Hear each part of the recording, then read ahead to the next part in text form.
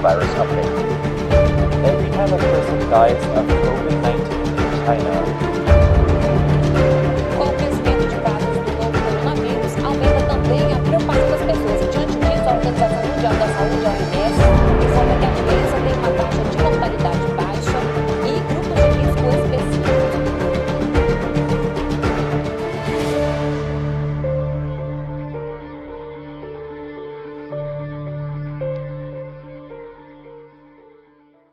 Olá, meu nome é Rodrigo, eu sou médico gastroenterologista do Hospital Universitário Walter Cantídio, da UFC, sou médico do Serviço do Transplante Hepático do Hospital Geral de Fortaleza, professor da Faculdade de Medicina da Unicristos e atualmente presidente da Associação Cearense de Gastroenterologia.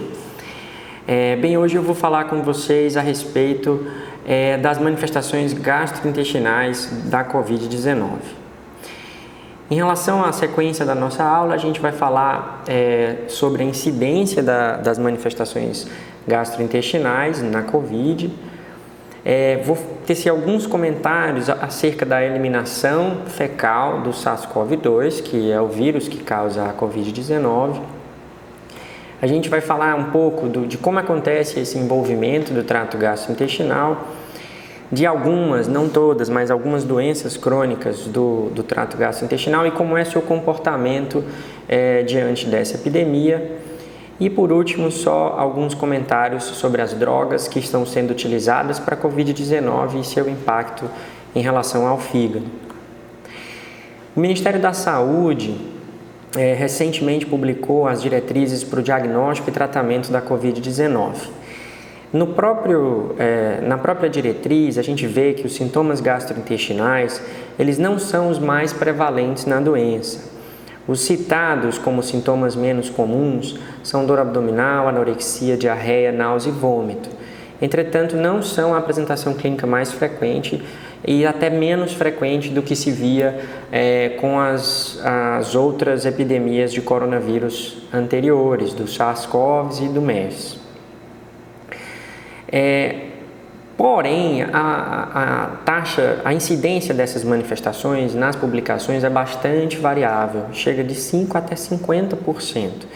Um dos motivos é que acredita-se que, principalmente no início da epidemia, muito disso foi subnotificado, por ser um paciente que chama muito atenção por seu quadro respiratório, nem sempre as manifestações eram documentadas. E tem alguns pontos que são importantes a gente discutir. Um deles primeiro, os sintomas do TGI eles podem preceder os sintomas respiratórios, às vezes em 1, 2, 3 dias. Então o paciente começa a apresentar sintomas gastrointestinais e só depois evoluir com o quadro respiratório. E como as gastroenterocolites são muito comuns, fica bem difícil da gente ter essa percepção da possibilidade de ser COVID-19 quando o paciente tem apenas sintoma gastrointestinal. E em alguns pacientes, a gente sabe que o espectro da doença é muito grande, que pode ser desde assintomático a quadros bem graves, e tem alguns pacientes que mesmo do início ao fim apresentam apenas sintomas gastrointestinais. E é óbvio que esses pacientes o diagnóstico fica bem mais difícil. É importante salientar que o SARS-CoV-2 ele pode estar presente em várias secreções gastrointestinais, por exemplo, saliva e fezes. E isso é o que gera esse potencial de transmissão através do trato gastrointestinal. E tem um outro detalhe importante que as publicações costumam trazer, que é que os pacientes com sintoma do TGI, eles passam mais tempo para serem admitidos, desde o início dos sintomas até o momento da admissão. E a gente sabe que quanto mais tempo ele demora para receber cuidado, esse retardo no início dos cuidados pode realmente comprometer o tratamento e a condução desse paciente. Além disso, como ele fica mais tempo fora do hospital sem saber do diagnóstico, isso eventualmente poderia potencializar o risco de transmissão desse paciente. Essa é uma das coortes mais citadas, porque foi publicada pelos chineses, em que envolveu uma quantidade relativamente grande de pacientes, 1.099 pacientes, e só confirmando aquela taxa de incidência relativamente baixa, com náusea e vômitos ocorrendo em 5% dos pacientes apenas e diarreia em 3,8%. Nessa coorte, a A elevação das transaminases foi relativamente comum, mas foi mais comum nos pacientes mais graves. E a gente vai discutir os motivos disso mais à frente. Esse trabalho revisou uma série de outros trabalhos e mostrou a incidência também das manifestações principais do TGI. E a gente observa que é bastante variável, mas em geral é uma incidência baixa. As casuísticas são pequenas, né, na maioria deles, e a gente tem muito que aprender ainda em relação a isso. Nesse outro estudo, ele foi tentar estudar a característica dos sintomas em 95 pacientes com SARS-CoV-2, dos sintomas gastrointestinais. E eu trouxe esse estudo que foi publicado no GAT porque ele chama a atenção para o seguinte: os sintomas realmente nessa casuística também são diarreia, anorexia, náuseas os mais frequentes. Entretanto, se a gente olhar, se a gente considerar apenas os pacientes que tinham sintomas quando admitidos, essa quantidade de pacientes é ainda bem menor, mostrando que a grande maioria dos pacientes que relataram sintomas do TGI, esses sintomas aconteceram após a hospitalização. Isso faz a gente pensar que isso pode ser sim do vírus, mas pode ser de uma série de outros motivos, principalmente do uso de medicações como antibióticos, e nesse estudo o uso de antibiótico deu um P significativo em relação à ocorrência dos sintomas gastrointestinais, que são muito comuns, efeitos colaterais de remédio, de medicamentos, darem sintomas gastrointestinais. Esse estudo foi interessante porque ele estudou 254 pacientes e também o objetivo desse estudo era saber o seguinte: os pacientes que têm sintoma gastrointestinal, será que eles têm algum desfecho diferente, alguma característica diferente? E aí ele pegou e dividiu esses pacientes, esses 254 pacientes, em dois grupos, naqueles que tinham e nos que não tinham sintomas do TGI. Só que ele fez uma divisão em subgrupos para analisar as características de forma separada naqueles pacientes que eram profissionais de saúde e nos que não eram profissionais de saúde.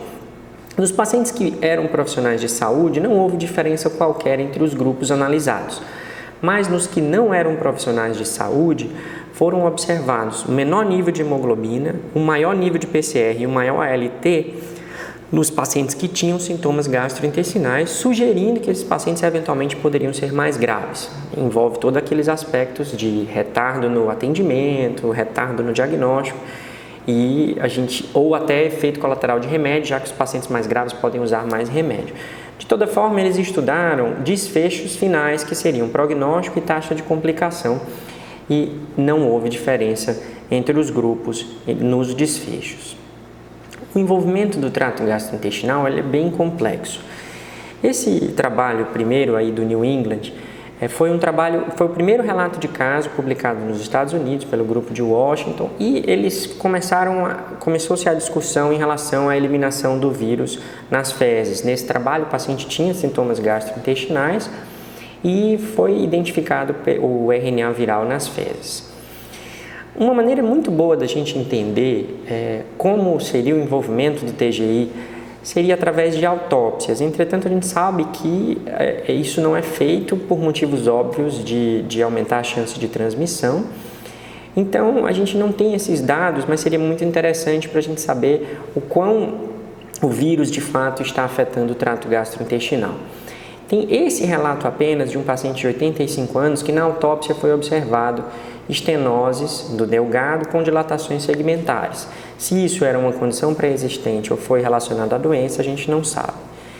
Da mesma forma, a biópsia hepática poderia ser bastante útil para esclarecer o envolvimento viral no fígado. Tem um relato de um paciente biopsiado que mostrou uma esteatose microvesicular moderada com atividade portal leve e algumas áreas de necrose focal, que são achados inespecíficos, não haviam inclusões virais que sugerissem um comprometimento viral direto, e a gente também fica sem saber se isso seria uma alteração do vírus ou uma condição pré-existente. Uma coisa que se tem falado muito recentemente é a questão do trato gastrointestinal como rota de contaminação, exatamente por conta dessa transmissão em potencial através das fezes, porque o PCR é detectado nas fezes. Existe uma coisa curiosa que é que a eliminação do vírus pelas fezes, ela pode acontecer até 30 dias após o início dos sintomas. Então, alguns pacientes eles vão ter o quadro respiratório resolvido e persistirão eliminando o vírus nas fezes. A capacidade desse vírus de infectar outros indivíduos ainda não é certa, mas o fato é que eles eliminam por mais tempo após a resolução dos sintomas, e isso, se esse vírus realmente puder ser transmitido nessa fase, a gente entra numa preocupação, talvez, maior em relação à nossa população, que a gente não tem esse dado ainda. Mas a gente vive numa região, na região Nordeste especificamente, mas podemos falar do Brasil de uma forma geral, em que a transmissão de doenças pela forma oral fecal é muito grande relativamente comparando aos países desenvolvidos. Então, se essas fezes forem realmente uma via de transmissão importante, isso poderá vir a ser um grande problema de saúde pública na população de piores condições hidrossanitárias e de piores condições de saneamento. Outra coisa importante é a expressão do ACE2 em diversas partes do TGI. A gente sabe que a maneira pela qual o vírus entra na célula hospedeira, uma das principais pelo menos, é através de ligação de sua proteína do envelope viral ao receptor da enzima conversora de angiotensina 2. E como a gente sabe que essa é a maneira do vírus infectar as células, a gente sabe o fato de ter bastante receptor ACE2 no aparelho digestivo, obviamente serve como porta de entrada. Foram identificados em diversos segmentos, no esôfago, principalmente o esôfago proximal, nos enterócitos, particularmente no ilho terminal e no cólon, e no fígado também, principalmente nos colangiócitos. Aqui é só mostrando, é um trabalho antigo, não mas mostrando que realmente existe uma expressão importante, por exemplo, no ilho, no duodeno, no cólon, de receptores ACE2. E esse é um trabalho já com o SARS-CoV-2, mostrando a presença do vírus ligado ao ACE2 em diversos segmentos do aparelho digestivo. Portanto, o aparelho digestivo é uma entrada em potencial do vírus. Agora eu vou falar alguns aspectos específicos em relação a alguns grupos de pacientes. Primeiro, eu queria falar sobre os pacientes com doença inflamatória intestinal. Quais são os pacientes com doença inflamatória intestinal que são mais suscetíveis, ou pelo menos que têm uma maior chance de ter uma doença mais grave pela Covid-19? Aparentemente, a doença inflamatória por si só não seria um fator de maior risco, apesar de que pacientes gestantes, pacientes idosos, pacientes que têm outras comorbidades, as principais relatadas na Covid são diabetes, hipertensão, pacientes que têm um estado nutricional comprometido, e isso é comum nos pacientes com doença inflamatória, pacientes que têm doença em atividade, e principalmente aqueles que precisam ir frequentemente aos serviços médicos que estão com a doença descompensada, e aqueles pacientes que usam imunossupressores. A gente vai detalhar um pouco mais sobre as medicações da DI. Esses pacientes talvez fossem os pacientes com maior vulnerabilidade. O GDIB, que é o Grupo de Estudo de Doença Inflamatória Intestinal no Brasil, ele desenvolveu um site bem interessante, que é esse que vocês veem, www.dicovid.com.br, voltado para os pacientes com doença inflamatória. Isso é bem interessante porque qual é o objetivo? É avaliar o risco do coronavírus nos pacientes com DI. O paciente entra nesse site, ele preenche a avaliação, que envolve algumas perguntas como idade, presença de comorbidade, qual medicação imunossupressora ele está usando, e dessa forma ele consegue dividir os pacientes em pacientes de baixo, moderado ou alto risco para o coronavírus, e dar orientações específicas para aquele paciente, como ele pode se prevenir, o quão rígido ele tem que ser em relação a essa prevenção, que é mais ou menos o que tem nessa publicação recente do Hospital das Clínicas. Aliás, recomendo a leitura, que é uma das melhores publicações que eu vi em relação à doença inflamatória intestinal, que foi feito pela doutora Natália e toda a equipe do HC, do Ambulatório do Intestino, lá na USP, em que ele de acordo com o risco do paciente, ele dá algumas orientações em relação a como o doente deve se portar e prevenir para não adquirir a Covid-19. Bem, em relação aos remédios utilizados na doença inflamatória intestinal, também nessa mesma publicação, eu vou dar agora algumas orientações específicas. Os aminosalicilatos, que são principalmente usados na retocolite ulcerativa, eles não aumentam o risco para a Covid-19 e eles podem ser usados, além de manter a dose, eventualmente você pode até tentar otimizar a dose para que você não necessite de imunossupressão nesse caso. Em relação aos corticoides, a segurança é incerta e o que se recomenda é que se evite o uso, usar a menor dose no menor tempo possível, caso exista alguma agudização. E a budesonida parece ser mais segura, que a gente utiliza para o Crohn terminal. A budesonida MMX a gente não tem disponível no Brasil. O tofacitinib é uma medicação que classicamente inibe a resposta imune a infecções virais. Por esse medo, a recomendação é que a gente evite iniciar tratamento com tofacitinib nesse momento, certo? E eventualmente o paciente, se estiver usando, ele não deve suspender, mas um paciente que iniciará tratamento, a tendência seria optar por outras medicações. Se o paciente fizer o diagnóstico de Covid-19, aí sim ele precisa suspender.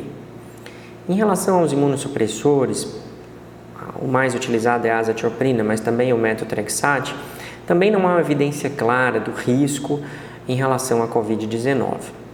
Mas sabe-se de outros vírus e da experiência que se já tem desse risco potencial de uma infecção viral mais grave. Portanto, a ideia seria evitar iniciar o imunossupressor nesses pacientes. Se o paciente estiver muito estável, por exemplo, for um paciente em remissão profunda ou em remissão sustentada, num paciente com múltiplos fatores de risco, um idoso cheio de comorbidade, você pode até considerar a suspensão, mas isso tem que ser decidido caso a caso e com o seu médico que trata a sua doença inflamatória intestinal.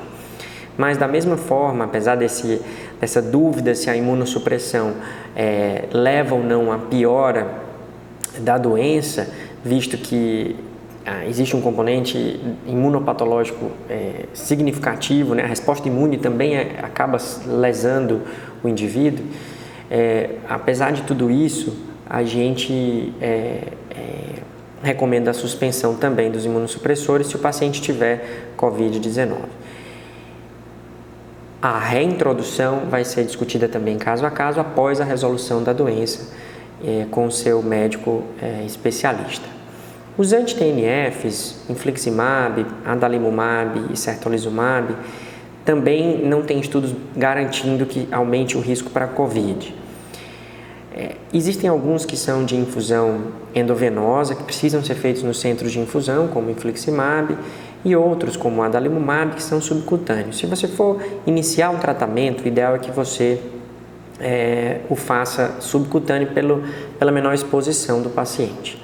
Tá? E se o paciente ficar doente, suspender, assim como os outros imunobiológicos utilizados, anticitocinas e antiintegrinas, que apesar de serem drogas classicamente com melhor perfil de segurança e menor quantidade de efeitos colaterais, e apesar de serem drogas que podem ser usadas em monoterapia, pela dúvida e pela gravidade da doença, se o paciente ficar doente, você suspende, mas se não, você mantém o tratamento.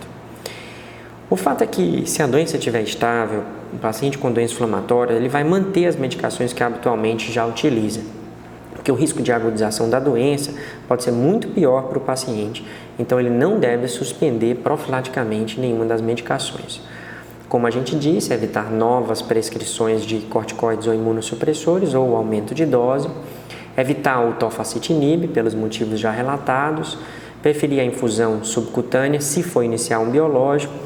E em relação aos exames e cirurgias nesses pacientes, assim como na maioria dos pacientes, a gente vai reservar esses exames para situações de urgência, né? Evitar exames eletivos, evitar cirurgias eletivas. E se o paciente for submetido a uma cirurgia de emergência, o ideal é que esse paciente seja rastreado para a COVID antes da realização da cirurgia, se possível. Em relação à logística de um serviço de doença inflamatória, a gente sempre tem que pensar em como orientar esses pacientes. Atualmente, com a possibilidade de telemedicina e diversos recursos de informática para a comunicação com esses pacientes, a gente pode evitar uma série de visitas aos serviços, né, e resolver a grande parte dos problemas à distância.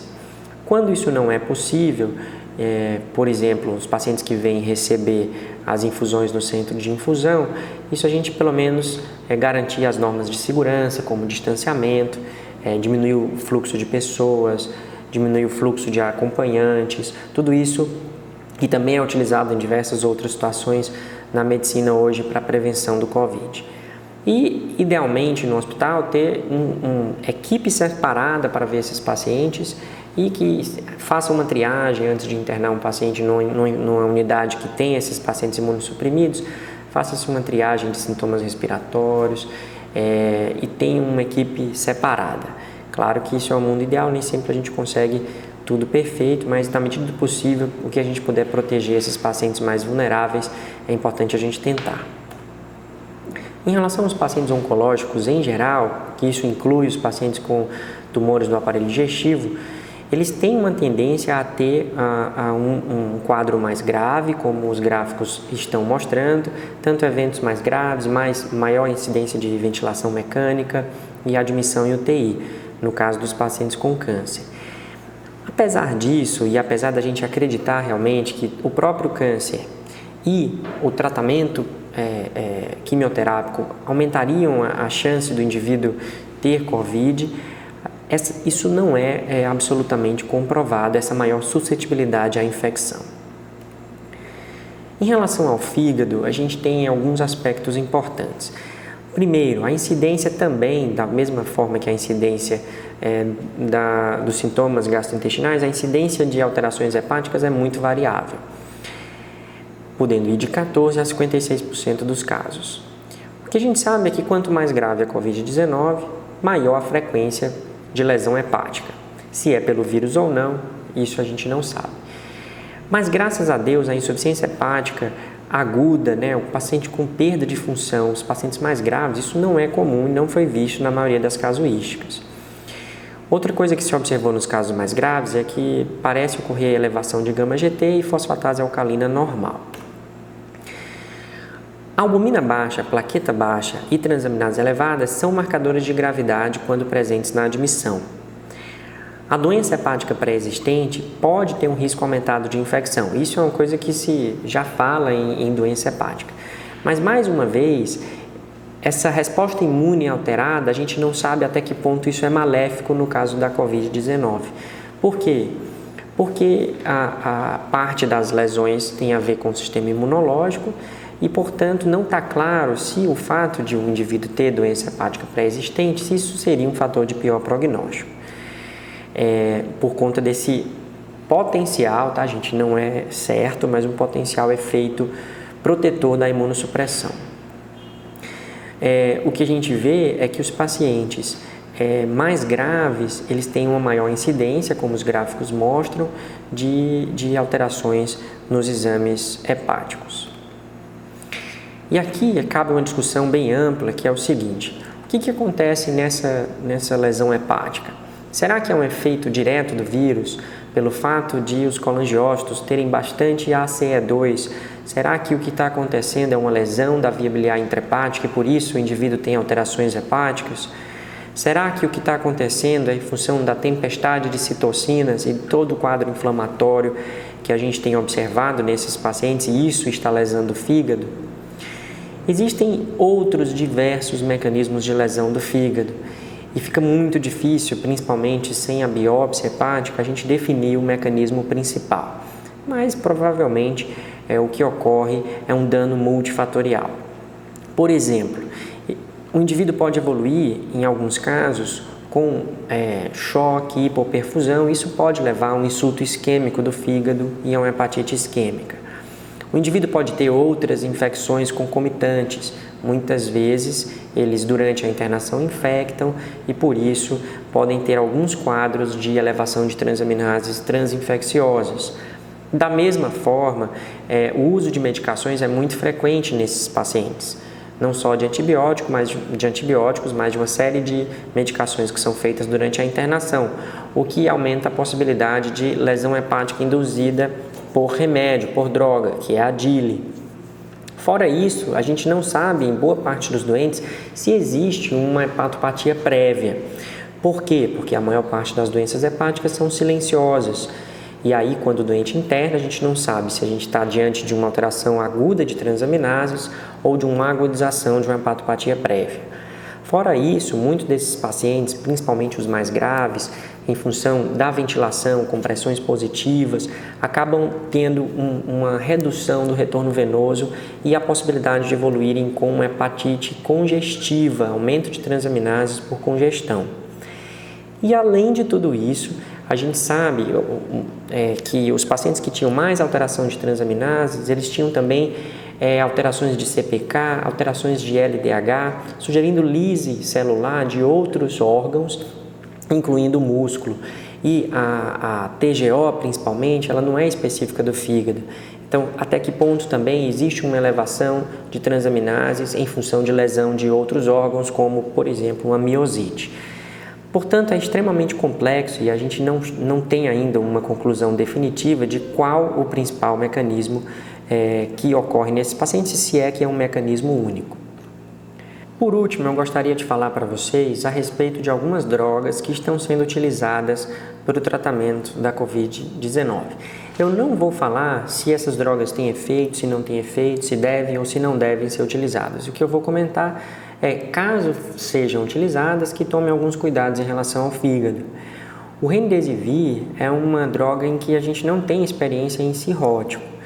Então, assim, na verdade, talvez não fosse a escolha nesses pacientes em função da ausência de conhecimento do uso nesses pacientes com função hepática mais prejudicada. E existe um relato de toxicidade hepática possível com aumento de ALT por essa droga. A hidroxicloroquina, com ou sem azitromicina, ela tem uma hepatotoxicidade bastante rara, então ela é relativamente segura para o fígado. Entretanto, eventualmente pode haver necessidade de uma correção de dose e a gente tem que ter muito cuidado com a interação com os imunossupressores. Pacientes, por exemplo, que são pós-transplante de fígado, ela pode interagir com alguns imunossupressores, alterando seu nível sérico e a gente tem que monitorar isso de perto. O Sofosbuvir é uma medicação que foi e é bastante usada para o tratamento da hepatite C e a gente tem uma boa experiência sim em cirróticos, inclusive em cirrose descompensada, Child B, Child C. Então, teoricamente, ele seria seguro para utilizar nesse perfil de paciente. A associação com ribavirina já é um pouco mais crítica porque ela tem um risco relativamente alto de anemia hemolítica. E aí, nos pacientes mais comprometidos, com anemia e cirrose mais avançada, a gente não utiliza. O tofacitinib, ele causa elevação frequente de ALT. A insuficiência hepática é rara, entretanto, também se pede para evitar em pacientes com cirrose descompensada. Tem um risco adicional aqui que é em relação a uma possível reativação da hepatite B. Então, é interessante, se for optar por esse medicamento, que se faça a sorologia do vírus B, porque se houver contato prévio com anti-HBC positivo, você há de considerar outra droga ou utilizar a profilaxia de reativação com entecavir. O lopinavir e ritonavir, a gente não deve usar junto com os inibidores de mTOR, como o everolimus, que a gente usa no pós-transplante hepático. E no caso dos inibidores de calcineurina, principalmente o tacrolimus, que é o que a gente mais usa, a gente deve também monitorar os níveis de perto. A hepatotoxicidade é rara, mas também há de se evitar em pacientes com cirrose descompensada. Aqui é só mostrando a odds ratio de algumas medicações em relação à probabilidade de causar lesão hepática. Em resumo, os pacientes hepatopatas, a gente deve considerar primeiro a admissão precoce, porque são pacientes mais delicados, principalmente se eles tiverem outros fatores de risco. Por exemplo, os hepatopatas por NASH frequentemente são diabéticos hipertensos, que são os principais fatores de risco aí relacionados à Covid-19. A gente sempre deve avaliar a terapia antiviral por serem pacientes mais graves e até incluir em clinical trials, se disponíveis, mas com aqueles cuidados na escolha da medicação. Sempre no cirrótico evitar dose excessiva de paracetamol, de acetaminofeno, lembrando que doses até 2-3 gramas ao dia são relativamente seguras. Não usar wine é importante a gente comentar, tanto no cirrótico como no paciente com doença inflamatória intestinal, ele pode piorar, pode exacerbar a doença de base. Além de outras discussões relacionadas especificamente à COVID, nesses pacientes não é interessante usar o anti-inflamatório. Em relação às complicações da cirrose, todas as complicações da cirrose, as condutas são mantidas.